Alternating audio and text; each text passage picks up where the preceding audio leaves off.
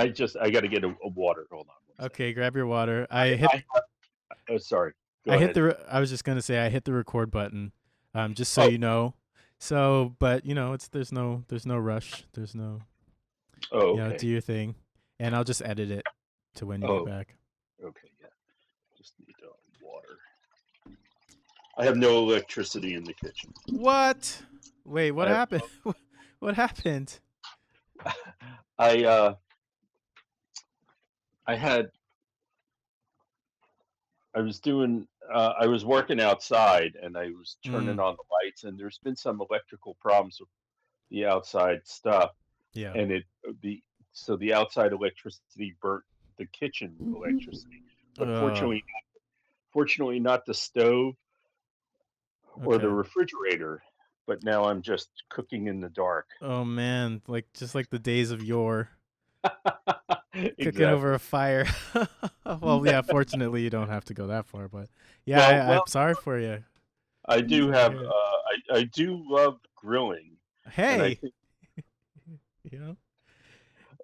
and so now's the time. I mean, I love it as an art form, Yeah. but also as a historical reference to how we used to have to we first figured out fire and how to cook, Mm-hmm. and then how we turned it into an art form, and all these different centuries of cooking over an open fire Mm-hmm. uh, got we became refined. I think as we evolved as a species, we refined our ability to grill.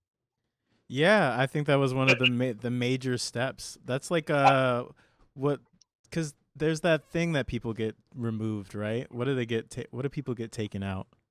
Um, what is it? What's it called? You know what I'm talking about? Taken out. Yeah, there's this like vestigial organ that a lot of people get Oh, removed. oh, I don't know. Why can't I think of the it's it they give you ice cream afterwards. Oh, Your tonsils. tonsils. Is it your tonsils? No, not your Yeah, yeah, yeah. tonsils. What's Tonsils. tonsils? What's the other one? There's tonsils, Oh but my then there's God. another one. But then They there's give you another ice one. cream for tonsils. I know that. I remember. I'll just Yeah, say that I got them mixed up. when I had my tonsils removed, Uh-huh. and they tell you ahead of time of how much ice cream you're going to be able to have, Uh-huh. and then you have your tonsils removed, and you're sitting in there in the hospital, and I was fucking crying my eyes out. I was in so much pain. Who Yeah. wants fucking ice cream now? I don't want fucking shit now. I My heard. throat hurts. Oh man, I'm sorry. I I heard that's how they get you. That's how they like That's how they get you. that's how they There, get you. there are children's books about it. Uh-huh. The lies start so early. Yeah, Bye. I believe it. Yeah, I fortunately didn't have to go through that, but that's actually not what I'm talking about. There's Wow. two. There's two, and I guess you don't get ice. Maybe you get ice cream for both of them, but this one, it's like it can get inflamed, and it's like in your stomach, and then they have to take it out. Oh man. Okay, I'm gonna Google it now. I was. Well, I know when they removed my heart that they offered me Oh. ice cream, Okay. You and had I to accepted it. replace it. Your heart of you have a heart of ice cream. I have an ice cream machine working.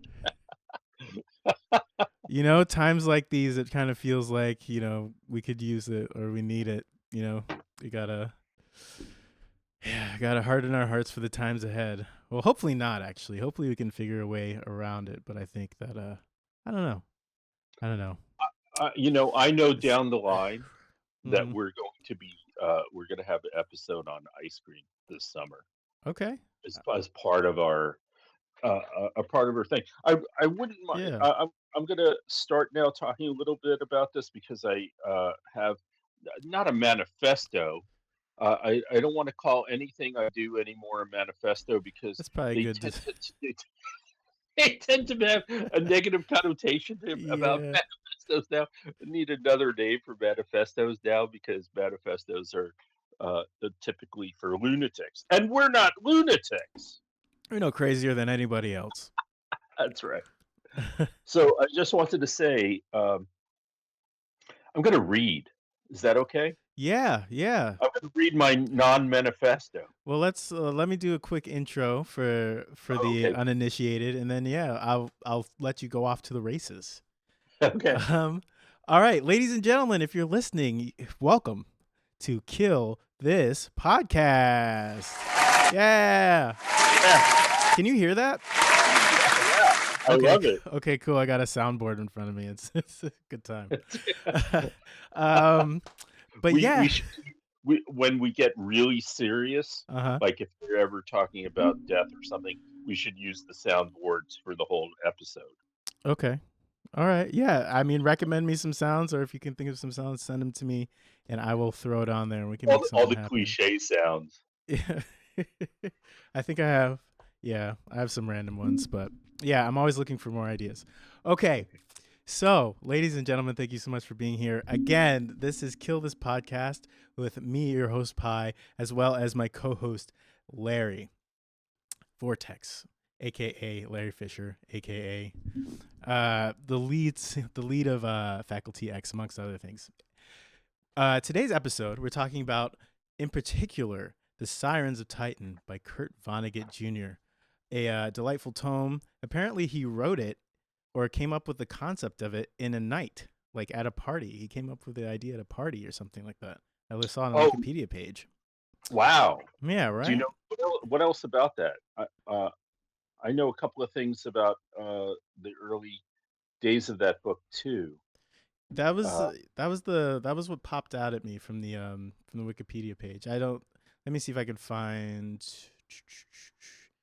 I have it here. Style background. According to the Harvard Crimson, Vonnegut put together the whole of Sirens of Titan in one night. He was at a party where someone told him he ought to write another novel, so they went into the next room where he just verbally pieced together this book from the things that were around his mind. wow, I know he did it in a few months.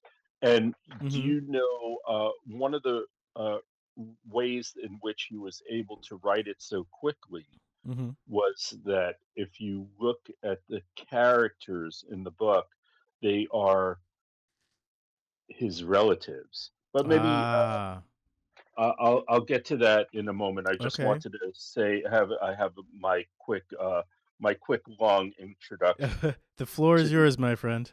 Go for it. so we want Kill This Podcast to not just be a book club. We want it to be cognitive technology. We aren't just going to talk about the books. We want to use the novels, the physics, the occult ideas, and synchronicities between episodes as a gateway to try to help evolution along the way. Now, I mean, we don't know what the evolution brings. You Mm-hmm. know, we could be doing this all wrong, and it could go down the. That's the thing about evolution. I think Yeah. that's why people are so scared of evolution is because we don't know what the results will be from evolving. Mm-hmm. But I do want it to be, I think we both agree that we want to develop methods of perception that may never have been considered before. Sure. I mean, I, why is that's a that big space funny? because yeah, that's it's an interesting. I suppose the way that I think about my methodology is I'm trying to come from a place of simplicity. I'm trying to. I guess I don't. I think of it more as um sort of unearthing in old truths or like the original truths or just things that have been lost. We're talking about occult knowledge, secret hidden knowledge. I think Oh, that's I like that very much, that's and yeah. So you are like, right. but new So ways. let me cross that out. Uh, but new ways of coming up. I'm down for the new as well. I'm not saying I'm against it, but new ways, I guess, of discovering the old or new approaches to the old, because they say nothing's new anymore, right? Yeah. So, but yeah, I Yeah. think our attitudes towards it, and our we can always come up with new ideas and that are unique to us as individuals. Yeah, and and I think something like a discussion of Sirens of Titan. We're gonna both throw out ideas Mm-hmm. at the public for what So one of the things that I want to uh, people to think about is that our episodes aren't self-contained. They're recursive, fractal, and alive. So every episode is a node in a larger organism. Mhm. We will refer back to earlier ideas, earlier books we discussed. We'll make corrections, especially about like the physics stuff that I'm not really sure I know what I'm talking about. Yeah. And the occult, actually about everything. I'm not really sure. I have ideas of what I think I mean. I'm trying to say, but these concepts needs to be talked out. The ideas, but the ideas will echo. The concepts recur. There's they will mutate. Nothing is ever finished. Mhm. So it's really just one continuous episode. That's kind of how I'm looking at it, because I know that as I was reading Sirens of Titan, I was like, oh, that's a good concept that we talked about earlier. Right. So in another episode, and for example, the space explanation, we'll probably have to return to again and again, because even I get confused about space-time relationships, and the repetition isn't redundancy. It's kind of also to just make it a ritual, so that we're understanding what we're understanding, and see if we still understand things the same way. We might have a different way of explaining the science down the road, the physics, the metaphysics. I mean, I'm looking at it more as a mythic structure than actual. Since we're not scientists, Right. we may love it, and we may see beauty in the science in relationship to the mythic worlds that we're talking about. But those things could be wrong. The science, it's everything. Science is theory. So Mhm. our science is definitely theory. Yeah, I don't claim any professional or educational honors. I am just in it for the love of the game and for the love of reading. So just so y'all know out there, take what I say also with a massive grain of salt. But what I'm about to tell you now, I think is very real. Okay. That what Einstein was saying is that time is not separate from space. Time is a dimension that is woven into the fabric of reality, and it's the gravity that bends the fabric. That's why the stronger the gravity, the slower the time. Mhm. This is related to the size, to the mass, to the energy, to the curvature, and time is where I think that we are trying to connect the physics to the occult. That's where I'm at least. I'm not sure if you are 100% in agreement, but I mean, based upon what I've read about Einstein, and that the energy flows, then Mhm. there's gravity, then there's space time, then there's consciousness, and then synchronicities. And this is where your idea of energy flow, I think, becomes relevant, Right. because from what I'll hand it over to you about what you meant by energy flow. Okay. I mean, is that okay? Sure. Yeah. I gotta say that while that I'm not hugely like I said, I'm not a scientist, so I'm not hugely into physics, or like I wouldn't say that I'm hugely knowledgeable about physics. But from what I've read, there is a theory that we live in an energetic universe, and I was thinking a lot about that in relation to this book, because it really does. The people that I've read really talk about how energy is moving in waves, and how those waves of energy move and interact with the universe we're in. It basically creates our reality. So I think in this book in particular, the let's see, the what is his name? I gotta Rumford. Not Rumford, the other guy who appears and reappears. No, that's Rumford. That's Rumford, yeah. So Rumford, Yeah, yes, Rumford's yes, his dog. yeah. Rumford and his dog, right? Exactly. So Rumford and his dog, how they get trapped in the fundibulum, The chronosynclastic the infundibulum. chronosynclastic infundibulum. That fits right in there, because one of the people that I've read talks about standing waves, and how there are waves where when there are waves, say you drop like a pebble in like a pool or something, you'll see how the ripples engage with like the edge of the pool, how they reflect back, and then they interact with each other, and that creates these things called standing waves, where it's a wave but it's not moving, because it's two waves intersecting with each other. Right. And So I think I want you to discuss more of it, but I'm just going to give a little bit of a background on the story, so yeah, please do. that people have a reference point. So the story is written in '59, Mhm. which is amazing to me that it's written in '59. It just is it is the original. Robert Sheckley writes about this stuff. Douglas Adams, in particular, I think really took this on to be an important part of his vision. In Yeah. that you have this guy, and he's a billionaire, and he is a billionaire who decides that he's going to be a spaceman, that he's gonna go to Mars, Mhm. and he's so cavalier that he's like, I'm going to take my dog with me, and he goes into space, and he purposely enters the chronosynclastic infundibulum, Mhm. which now takes him. Uh, he is now crossing over into a space where he becomes a wave or a particle himself, Right. and Yeah. he only now reappears to his wife in the house when certain gravitational planets align each other. So Vonnegut, who was a scientist, I mean, I don't know if I think he got the degree in science. I mean, he was definitely science based, even Mhm. though so much of the work is absurdity. Uh, and he's trying to take the science and kind of turn it into a cosmic joke, not unlike Douglas Adams or Robert Sheckley. Mhm. Uh, and he's this Rumford is this wealthy man who uses his fortune to launch himself into cosmic weirdness. What's that sound like? Who's that sound like? It sounds like a bunch of people, but It sounds like a but bunch of billionaires psychology. yeah, you remember the submarine? It's making me think about the submarine, Yeah. honestly. But I'm thinking of Musk. Yeah, I'm well, thinking I of think Branson, and I'm thinking of the other dude. Where they just have this utopian. I want to call it a delusion that they think that they're.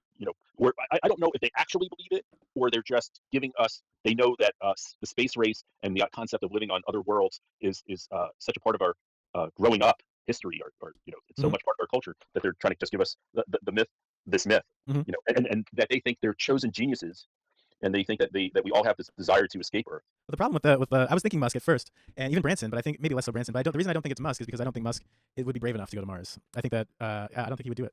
No, but actually, my point is that Uh-huh. it just reminds me of Musk, not in terms of actual doing anything, Yeah. but in the ways they speak. Mm. That that we that they're trying to give us this idea in our heads that we have a desire to escape Earth, and that Right. these guys are the myth of the chosen genius. Like I mean, to me, a lot of what these guys are saying and doing, they seem like very foolish people who just living in this utopian delusion. Mhm. Especially a guy like Peter Thiel, let's say. Yeah, yeah. I think at those levels you definitely get surrounded, and with that much money, I'm sure you get surrounded by a bunch of yes men. It's like you can't once you get to a certain point, it's like you can't fail. You're able to just kind of make your own reality more so than other people because people just kind of bend to your whim. And I think it's unfortunate that we have people who are so wealthy that is a capability for them. Yeah. Because it seems to always be just a tool of manipulation at the end of the day, like just like you're saying, how they have to convince people. Right. So this is 1959 that Vonnegut writes this. Yeah, prescient. So he's kind of predicted the billionaire's profit archetype, decades before Silicon Valley. I mean, but there were billionaires beforehand. I think maybe the major change is like the addition of space. But I wouldn't say that that there's any probably major difference between ultra wealthy people of the past and ultra wealthy people of today in terms of goals, which mass manipulation and all that.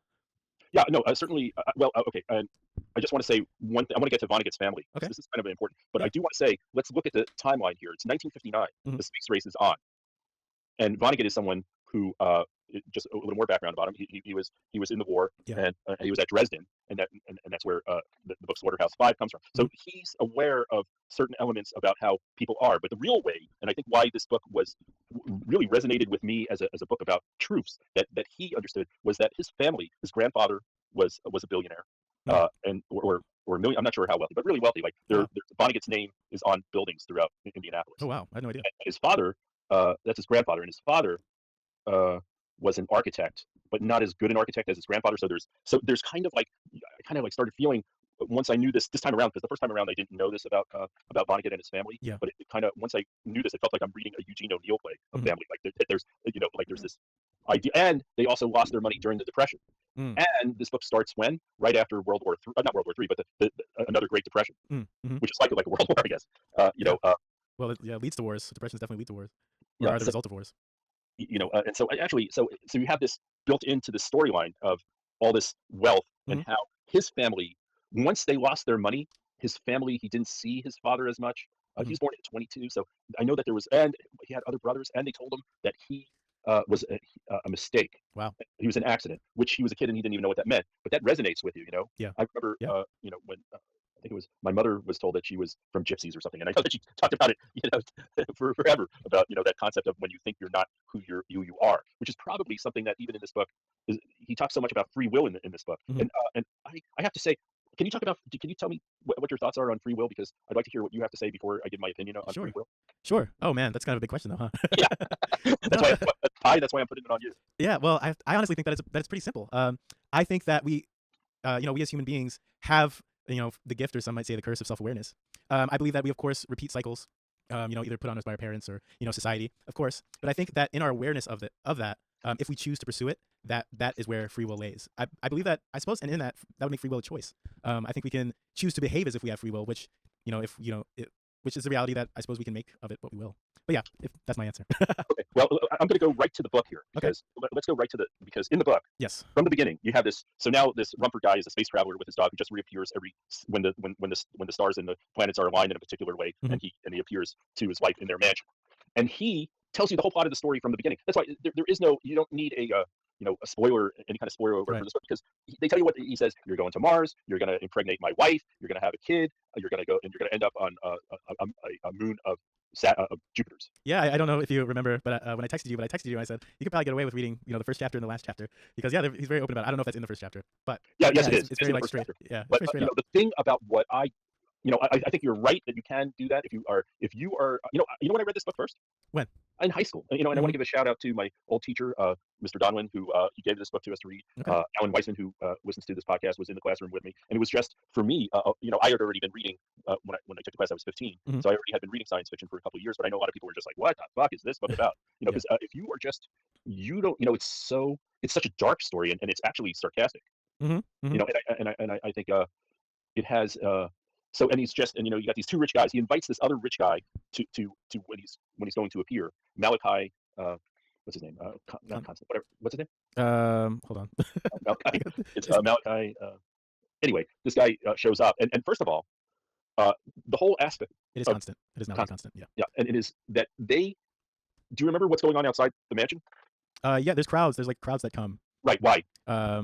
Because they imagine that just by being in the area when he shows up will bestow them with some sort of, I guess, blessing or whatever. Maybe something like that. Well, Is he knows the future, Yeah. Yeah. and so they're hoping to catch wind of what's going to happen in the future somehow just by being there. Right. And so you have this situation, and that's another aspect of this book, and also things that I want us to constantly be looking at is the backgrounds of these novels. Sometimes people get focused on what the storyline is, and you miss like these little things about the background, like these crowds that are they're trying to get into his car to pull him out to force him to tell him what the future is. And Yeah.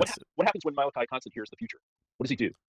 Tell me. Remember? No, I don't remember specifically. Tell me. Okay, he goes on a bender. Yeah. And Yeah. he's just like, I am not Yep. marrying this woman. I am not going to Mars. I am not having a kid. I have this great life. And Mhm. he goes on this bender and he loses the entire fortune of Mhm. of the money. And so he is told he has no free will. Mhm. And so you have this guy Rumsford who is dictating what the But future I mean, is. he had free will in terms of what he could do. I suppose, like how he chose to spend his time, though. Sorry to Right, interrupt. except that the inevitable things that he's told about how his life, everything that he was told in the beginning of the book happens.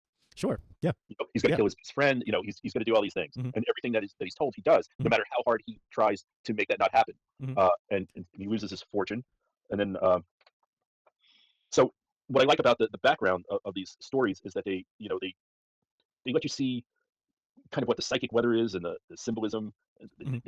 the hidden correspondence. Like for example, what do you remember? What the goal that of the robot on Titan is looking for? Do you remember what that's all about? That there's this robot and he's looking for for a peace for thousands of years, which Mhm. is again reminiscent of Douglas Adams' book. Yes. Uh, Yeah. you That's know, uh, there really is a correlation. This is a type. This is I think what Vonnegut did in the Sirens of Titan is start a kind of genre that wasn't quite there before. Mm. Sheckley has a story about a guy who wins a prize of the universe, and they send him to the universe so that he wins his prize, Mhm. and then he says, "Okay, send me back to my planet now." And they were like, "We don't know how to get you back to your planet." And so the whole adventure then in the Sheckley book is that he's trying to then find a way back to not just the planet, but the right time, space, Okay. go back to where Lost in space. he's totally lost in space. Mhm. And in that book, which is different than what happens in the Vonnegut book, in the Sheckley book, he realizes, you know what, I don't really need to go back. I'll just keep adventuring to other worlds. Yeah. Well, that becomes his life, I Yeah, suppose, like his modus would operandi. you like that, or do you like the idea of coming back to your own home, or do you like the idea that once you're out there, why not just keep going on the road? I think I like the idea of being able to come back somewhere. I like the idea of having a home, like, or at least a home base, or at least a place you can go where there are people who know you, like a Cheers bar or something like that at the very minimum. But yeah, I like the idea of coming back. I moved, like we talked about our personal lives, but like I moved to the West Coast a couple of years ago and then came back, and it was great to be able to come back. So yeah, Right. I think I'm in that camp. I gotta say, though I can see the draw to adventure, of course. Yeah. I'm not sure. I'm not sure what I would want once you're out there and Mhm. you're seeing things that you never thought you'd see. It's almost like what I'm trying to suggest our adventure here is that Yeah. we're trying to evolve and we don't know what will become. Do we really want to go back to ideas that already existed, or do we want to see what happens to us next? Well, I think it all builds off of each other, right? Like everything that we do is just a continuance of what's come before us. There's no gap or anything. It's a continuous line. So I think that it's just as important to look to the future as it is to look to the past, but look to the past in order not to repeat it, or in order to repeat it if I guess something good happened back then and you want it to happen again. But I don't know. I guess there's room for. I imagine there'd be room for both the the thought of the past, and but I don't, like I was saying before, like the only thing that really exists is the now. We don't know if the future is coming, and we don't know, and we'll never see the past again. So Well, here is where we could go back to the previous episode with the Einstein and Minkowski, who was Einstein's teacher. yeah, That showed that space and time are not two separate rooms. They are one four-dimension continuum. I don't know if I agree with that. Right. I know, but let's just look at what their theory was for a moment. Okay. That space-time, their metaphor was that it's a giant trampoline, Mhm.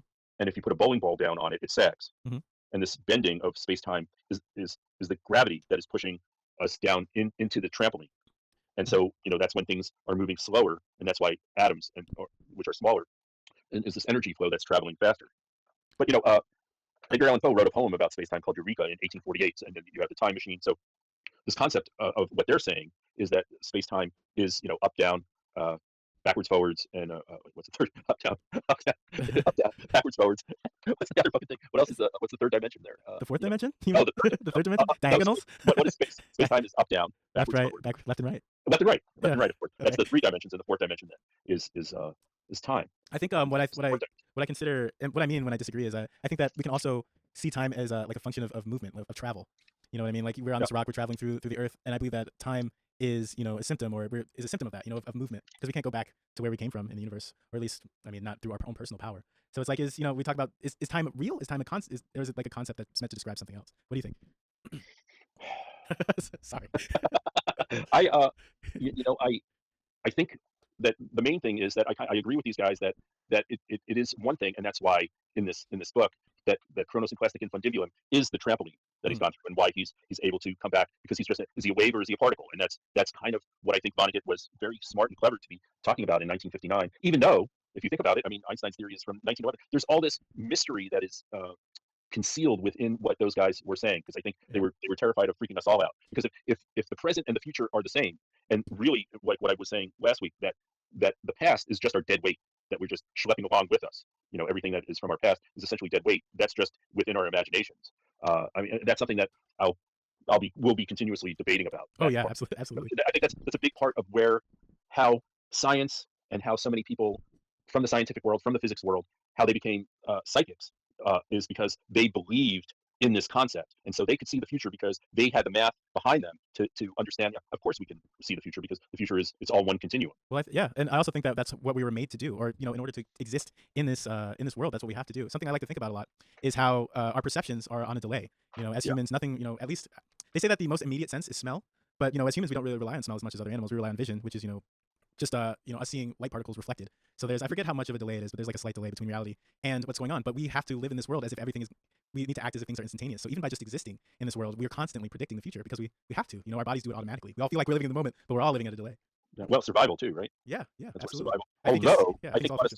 I think that's where some problems come in, actually, with living in the past, Mhm. because we are now in the present, and we're looking at how we have to survive now and using old skills of survival ideas, which may or may not be present. Although I in no way think that this is a safe world at all. I understand that, and I probably have lived too much of my life in survival mode because of my family's way of raising me. Mhm. I mean, my grandfather was taking me out into the woods and showing me how to kill little animals and cook them on the spot, and living in, climbing trees. And I'm a little kid, and I'm climbing up, and he says, "Go higher," and that's all to teach me how to survive in case there's a situation where I have to immediately leave the house and find a way to survive. Right. Yeah. Yeah. And that's that happens to people. That happens to people to this day. Do you have? I mean, there's more to say, and I have a lot more to say about this book. Yeah. But I think what I want to do now, and let me know if this is okay with you. I want to just talk about what I think is another book to be on our list. Okay. And I was thinking, do we want to go with another book that's like this in the genre, like a Douglas Adams book? And then I was thinking of maybe a Thomas Pynchon book. Okay. But I'll let you know. I think that the Pynchon, there's a couple of reasons that I want to go for Pynchon. One is that I want to show that we're not just going to do science fiction books, or, I mean, do you even consider Vonnegut as a science fiction writer? How do you see Vonnegut in your life? I mean, I hadn't really before until this book. I mean, I honestly, as I think you can tell, probably from our conversations, I don't think about him much at all. I haven't looked really much into his backstory. I had read one of his books before. I think I read Slaughterhouse Five, right? Slaughterhouse 5. So I Which read is an Slaughterhouse 5. amazing book. Mhm. So This book won a Hugo Award, which is a science fiction award. yeah, that's incredible. Yeah. Yeah. But I've always been well. This is why I like it, because I'm more yeah. He just wasn't. I guess in my yeah, he wasn't really one of the authors. I'd heard the name, of course, and read one of his books, but yeah, he just wasn't a big author that I went to look for to read. But I realize now that may have been a little bit of a mistake on my part. So I'm going to try to read some more of him. Yeah, I read a lot of him, when I was younger, and there was something, and I think this happens with me when I read a certain new idea, something that really is fascinating to me. I'll read 5, 10 books of a person, and then I feel, well, I kind of know what he's doing. I mean, I kind of did that with Philip K. Dick, where Yeah. after maybe 10 books I stopped, but now I kind of almost want to just keep going on Philip K. Dick. But Yeah.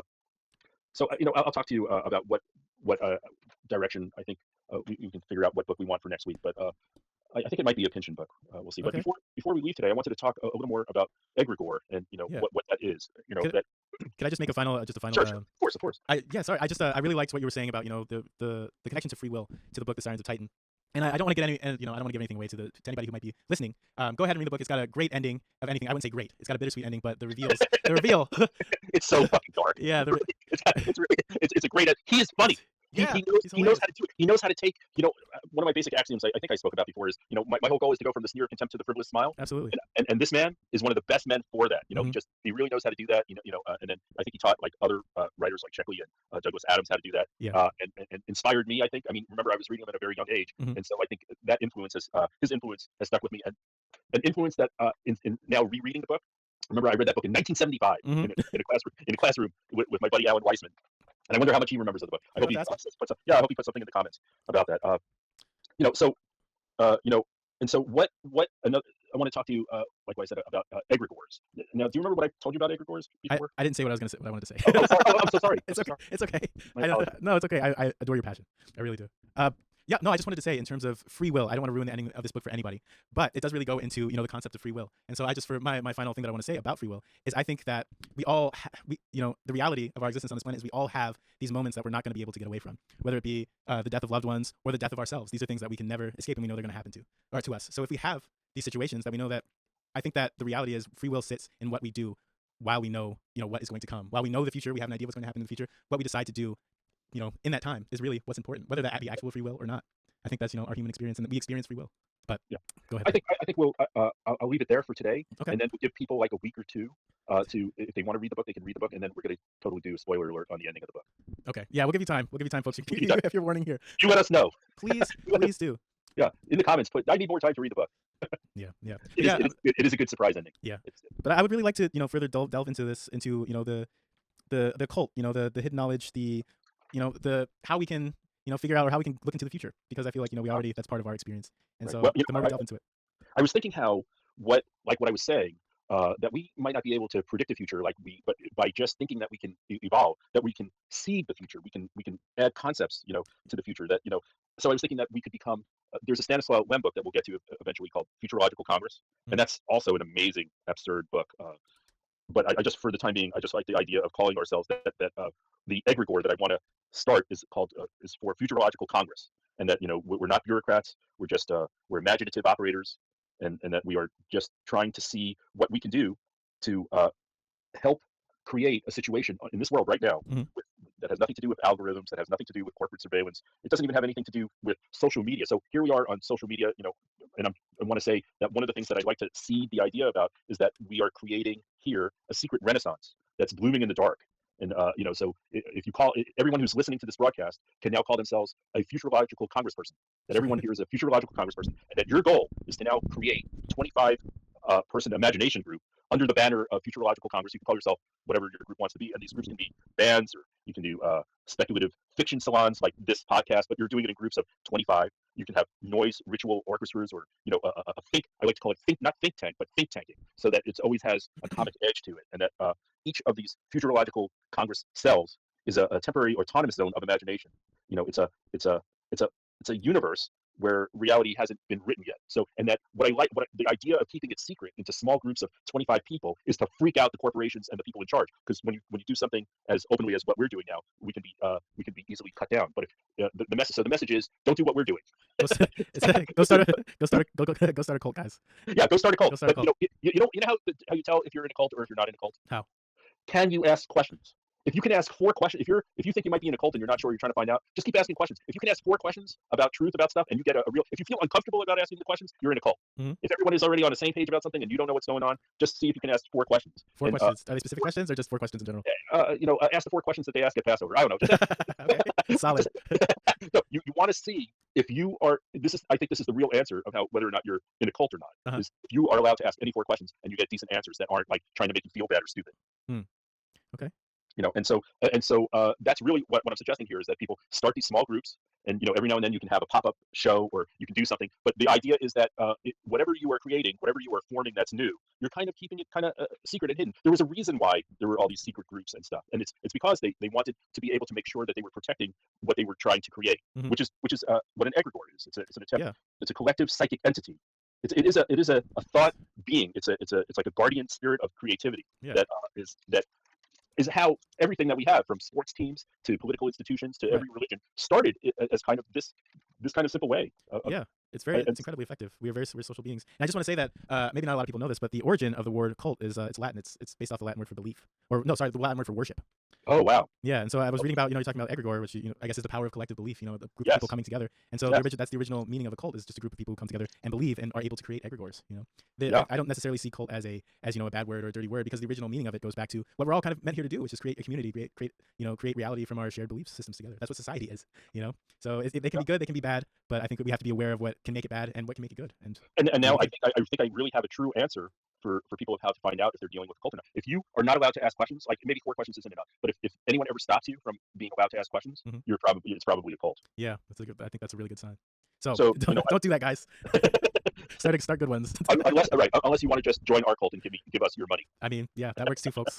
That works too. If you want to, join in on our belief system, because I think we got a lot of ideas and a lot of concepts to talk about. Yeah, and it's just keep asking questions and keep asking us questions, and most of the time we'll say we don't know. Mm-hmm. That's how you know that we're telling the truth. Yes. If we don't have the actual answers, but we just keep flooding you with questions like like if you ask us, how do we know if we're drowning in irrational emotion? Well, I think we are most of the time drowning in emotion, but Mhm. but and maybe we can ask for help. How do we stop drowning in this irrational emotions?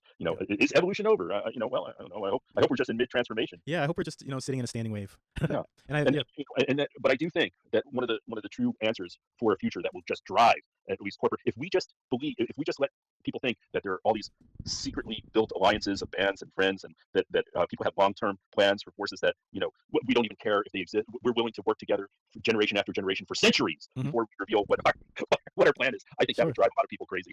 Yeah, Really. yeah, and we see that. And they're driving us crazy. You might as well return the favor, huh? Their conformity is driving us crazy. Mhm.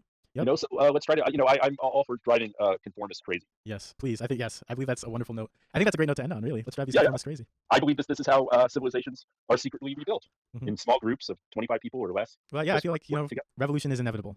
So Yep. Well, you can choose to be a part of it, or you can choose to watch it idly go by. But either way, it will happen, whether or not we wish it to. So Yeah. make the choice. All right. I think we did it. I think we did it. Yeah. Wait. I got something just for this. All right, ladies and gentlemen, I have been Pi.